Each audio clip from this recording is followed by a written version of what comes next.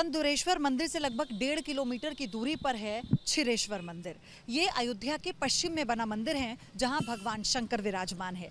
इसकी मान्यता ये है कि संतान की प्राप्ति के लिए, खासतौर पर पुत्र धन प्राप्ति के लिए देश के कोने कोने से यहाँ पर भक्त आते हैं और भगवान शंकर का जलाभिषेक करते हैं।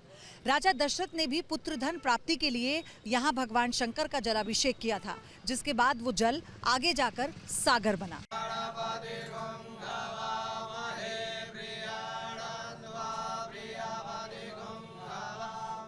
और क्षीरेश्वर मंदिर के मुख्य पुजारी हरिशंकर मिश्र जी मेरे साथ हैं। जय सिया राम। जय सिया राम। हरिशंकर जी, क्या मान्यता है इस मंदिर की? चारों दिशाओं में भगवान शिव विराजमान है अयोध्या के, इस मंदिर की बताइए।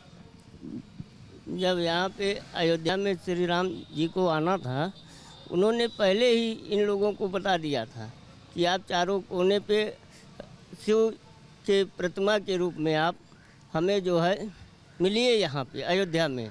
अयोध्या में तब हम आएंगे और आने के बाद अपना यहाँ पे अपना जन्म शैली बनाएंगे। और इसीलिए चारों स्थानों पर भगवान शिव पहले से ही विराजमान है। शिव और राम का जो स्नेह रहा है आपस में, वो हम सब जानते हैं। शिव को राम प्रिय थे, राम को शिव प्रिय थे। लेकिन इस मंदिर की मान्यता क्या है? कहते हैं कि पुत्र धन प्राप्ति के लिए बड़ी मान्यता है। इनके यहाँ दुग्धाभिषेक होता है, जिससे रुद्र सूत्र का पाठ भी होता है, उससे महाअभिषेक किया जाता है।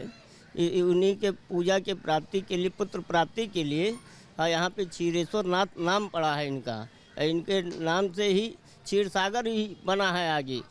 और उसके बाद बनने के बाद में भगवान राजा दशरथ के 4 पुत्र हुए, जिसमें श्री राम जी, लक्ष्मण जी, भरत, शत्रुघ्न। इन्हीं के पूजा पाठ करने से यहाँ से हुए हैं, प्राप्त हुए।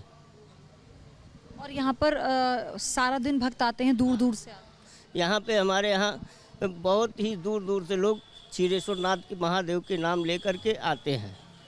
आपको लगता है अब रामलला के मंदिर निर्माण के बाद यहाँ पर भी लोगों को इसके बारे में ज़्यादा पता लगेगा, जानकारी लगेगी, अभी तक नहीं थी? जी, इसके बारे में क्षीरेश्वर नाथ महादेव अयोध्या के बहुत ही प्राचीन देवता हैं और ये रामलला के दर्शन के बाद इनका भी दर्शन करना चाहिए।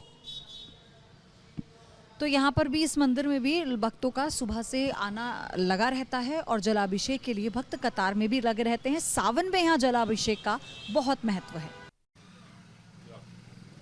दिन ढल चुका है और अब हम अयोध्या के पूरब में विराजमान टेढ़ी यतीश्वर महादेव के मंदिर पहुंच चुके हैं। ये चौथा वो मंदिर है भगवान शंकर का, जो यहाँ पर भगवान राम के आगमन से पहले ही स्थापित किया गया था।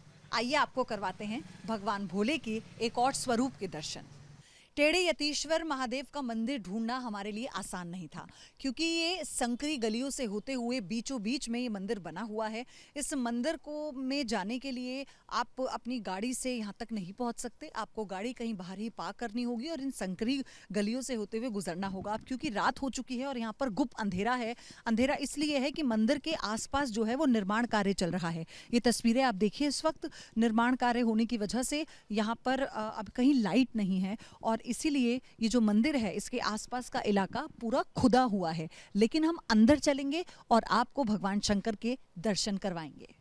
तो अयोध्या के पूर्व में मौजूद भगवान शंकर का ये चौथा मंदिर है और इस शिवलिंग को आप देखिए, इस शिवलिंग का आकार जो है वो टेढ़ा है और इसीलिए इसे टेढ़ा कहा जाता है। और दूसरी बात ये कि ये पूरा जो मंदिर परिसर है, आसपास इसमें इतनी खुदाई है, इसलिए यहाँ पर आपको भक्त नहीं नज़र आएंगे। यहाँ पर सिर्फ पुजारी हैं जो इस वक्त अपने, जब हम यहाँ आए तो वो ध्यान में थे। और यहाँ पर अभी कोई भी आपको भक्त नज़र नहीं आएगा। लेकिन आपको मैं ये बता दूँ कि इस मंदिर की अपने आप में बहुत मान्यता है, क्योंकि कई सारी कहानियाँ भी हैं। हम बात करेंगे पुजारी जी से और जानेंगे कि इसका महत्व क्या है, ये कितना पुराना मंदिर है और क्यों इसे टेढ़ा कहा जाता है और इसके पीछे और क्या कहानियाँ हैं। बहुत बहुत धन्यवाद। ये राजा विक्रमादित्य की से जैसे अयोध्या बसाई थी, राम जी का नगरी बना, उसे एक किनारे में टेढ़ी यतेश्वर महादेव ये गणेश जी को अपने गोद में लिए बैठे हुए हैं। इसी से इनका टेढ़ी यतेश्वर महादेव नाम पड़ा। जैसे सरजू के पूरब में टेढ़ी यतेश्वर, राम जन्मभूमि के पीछे कोटेश्वर नाथ, क्षीरेश्वर नाथ, नागेश्वर नाथ, वैसे ये चौथे नंबर पे टेढ़ी यतेश्वर नाथ महादेव ये पुराने प्राचीन काल से हैं। इनकी विशेषता यह है कि ये जमीन से निकले हुए हैं। कुछ लोग इनकी खुदाई किए लेकिन इनका कोई लिंग का पता नहीं लगा। इनका जैसे अमरनाथ में वहाँ उसे बर्फ से मूर्ति बनी, मतलब यहाँ पर ये पूरा खुदाई हुई थी जी। इसमें इसका जो शिवलिंग है इसका कोई अता पता नहीं चला कितना बड़ा है। और उसके बाद इस मंदिर का निर्माण बिरला वालों ने किया था। वो जैसे बिरला वालों ने इस शंकर जी का मंदिर का निर्माण किया, कुएं का निर्माण किया। लोग बहुत पुरातत्व मतलब बहुत पुराना प्राचीन मंदिर है ये। अब शासन द्वारा पैसा पास हो गया है, इसका जीर्णोद्धार हो रहा है। और ये शंकर जी जो हैं ये गणेश जी को अपने गोद में लिए हैं। ये देखिए आगे ये मूर्ति दिखाई दे रही है आपको साफ साफ, तो इसीलिए इनका टेढ़ीयतेश्वर महादेव इनका नाम पड़ा है। इधर से आप देखिएगा इसमें गणेश जी का साफ साफ मूर्ति दिखाई देती है।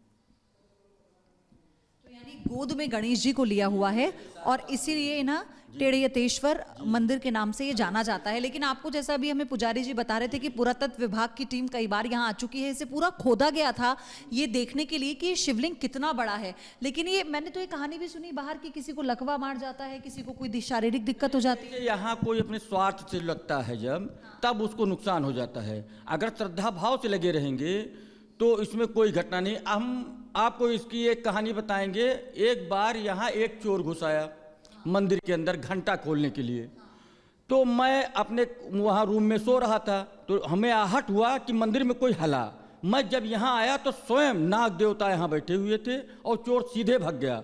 और मैं नाग देवता के पास पहुँच गया, लेकिन नाग देवता फिर अपने उसे सीधे धीरे धीरे निकल गए। यहाँ स्वयं नाग देवता शंकर जी के साक्षात विराजमान हैं और कभी कभी दर्शन भी देते हैं।